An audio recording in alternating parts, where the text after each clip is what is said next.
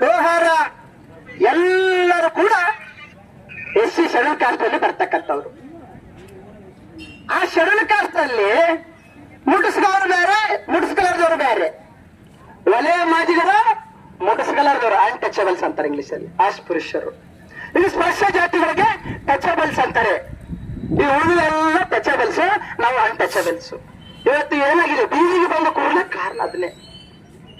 So ಹಾಗಾಗಿ 70 ದಶಕದಲ್ಲಿ ನಾವು ಸಂಖ್ಯೆಯಲ್ಲಿ ಲೆಕ್ಕ ಹಾಕ್ತಾ ಹೋದ್ರೆ ನಾವು ಬಹಳಷ್ಟು MLA ಮಾಡ್ತೀವಿ. ಬರ್ತಾ ಬರ್ತಾ ಬರ್ತಾ ಕಲ್ಯಾಣ ಕರ್ನಾಟಕದಲ್ಲಿ ಒಬ್ಬನೇ MLA ಇಲ್ಲ ನಾವು ಮಾದಿಗರು. ಆ ಸಂದರ್ಭದಲ್ಲಿ ಈ ಭಾಗದಾಗ ಒಂದು 8 ರಿಂದ 10 ಜನ MLAಗಳು ಎಲ್ಲಾದ್ರು. ಏನಾಯ್ತು? ಬರ್ತಾ ಬರ್ತಾ ಬರ್ತಾ ನಮ್ಮ ಸಮುದಾಯ ಆರ್ಥಿಕವಾಗಿ, ರಾಜಕೀಯವಾಗಿ, ಶೈಕ್ಷಣಿಕವಾಗಿ ಹಿಂದುಳಿತಾ ಬಂತು.